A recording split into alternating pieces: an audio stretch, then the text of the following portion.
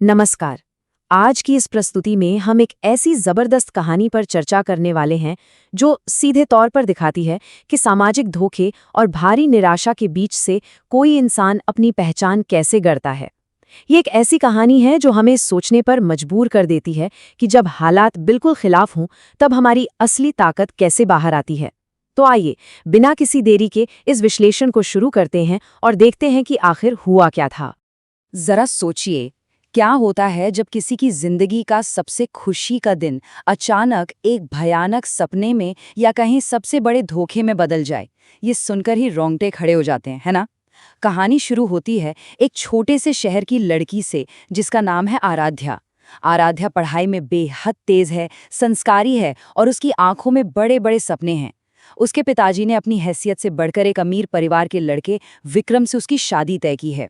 और अब आराध्या दुल्हन के जोड़े में सजी मंडप में बैठी है, नई जिंदगी के सपने बुन रही है। उसे बिल्कुल अंदाजा नहीं है कि अगले ही पल उसके साथ क्या होने वाला है। अध्याय एक अधूरी शादी। शादी का दिन था, चारों तरफ शहनाइयां बज रही थीं, हर कोई जश्न में डूबा था। और तभी विक्रम का अमीर परिवार, जिसने अब तक कोई ऐसी मांग नहीं रखी थी, अचानक एक ऐसी शर्त रख देता है कि पूरे माहौल में सन्नाटा छा जाता है। विक्रम के पिता कहते हैं, पहले 25 लाख रुपए और एक गाड़ी चाहिए, तभी ये शादी होगी।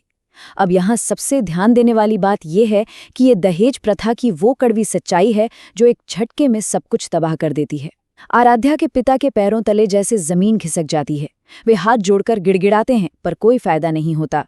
और इस पूरे हंगामे और बेबसी के बीच सबसे ज्यादा हैरान करने वाली बात क्या थी? विक्रम की खामोशी। वो अपनी जगह से एक शब्द नहीं बोलता। अपने पिता के इस गलत मांग का विरोध करने के बजाय वो चुपचाप वहां से उठकर चला जाता है। आराध्या वहां मंडप में अकेली बैठी रह जाती है। जिस रिश्ते की बुनियाद प्यार और सम्मान होनी चाहिए थी, वो स्वार्थ और लालच की भेंट चढ़ जाता है। अध्याय 2, पहचान का संकल्प। पर जानते हैं, कहानी यहाँ खत्म नहीं होती, बल्कि सच कहूं तो कहानी तो यहाँ से शुरू होती है। इस गहरे सदमे और अपमान के बीच आराध्या टूटकर बिखरने के बजाय एक फैसला लेती है। वो अपने आंसू पोंछती है और एक ऐसी बात कहती है जो किसी में भी जोश भर दे। वो कहती है, अब मैं किसी की दुल्हन बनने के लिए नहीं, अपनी पहचान बनाने के लिए जीऊंगी। यह वो टर्निंग पॉइंट है जहां समाज की खोखली उम्मीदों को दरकिनार करके आत्मसम्मान की जीत होती है। यही संकल्प उसके आने वाले कल की नींव बनता है। अध्याय 3, संघर्ष के 8 साल।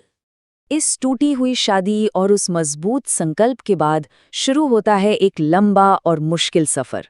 और ये कोई 1-2 दिन की बात नहीं थी, पूरे 8 साल का लंबा वक्त था। रास्ते में समाज के ताने थे, कड़वी बातें थीं, पर उसने इन सबको अपनी ताकत बनाया। शुरुआत एक छोटी सी नौकरी से की, साथ ही साथ अपनी पढ़ाई भी जारी रखी। उसने बिजनेस की दुनिया की बारीकियां समझी और बिना रुके लोगों के तानों को नजरअंदाज करते हुए आगे बढ़ती चली गई। 8 साल बाद चलिए वक्त के इस पहिए को थोड़ा तेजी से आगे बढ़ाते हैं। अध्याय 4, बोर्डरूम का सामना।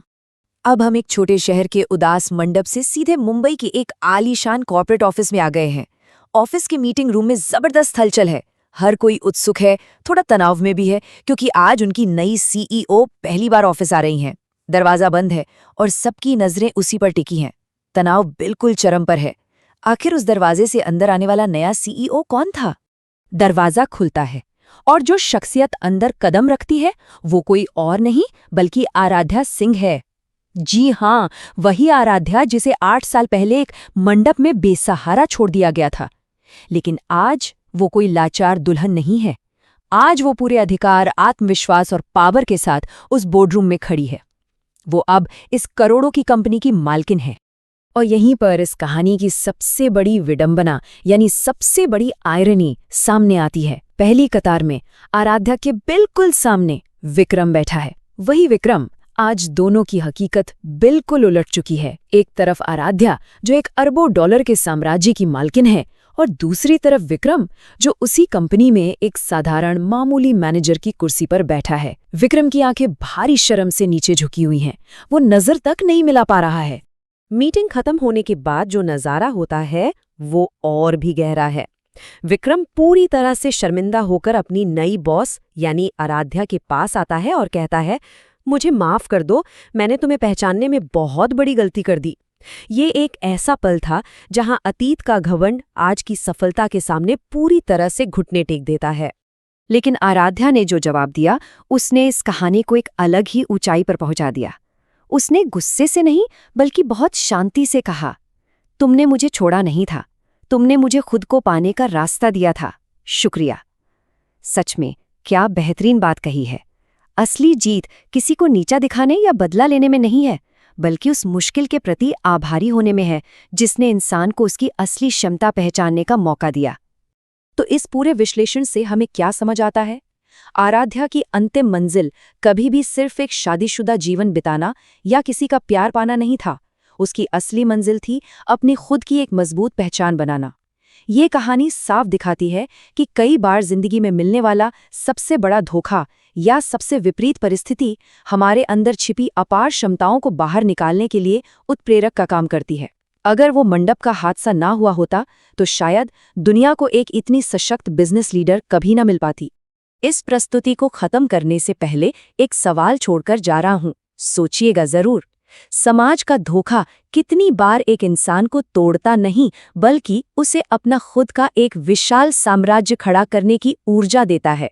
ये कहानी सिर्फ एक उदाहरण नहीं, बल्कि एक प्रेरणा है कि आत्मनिर्भरता और आंतरिक शक्ति से बड़ा कोई हथियार नहीं होता। इस विश्लेषण में साथ बने रहने के लिए बहुत बहुत धन्यवाद।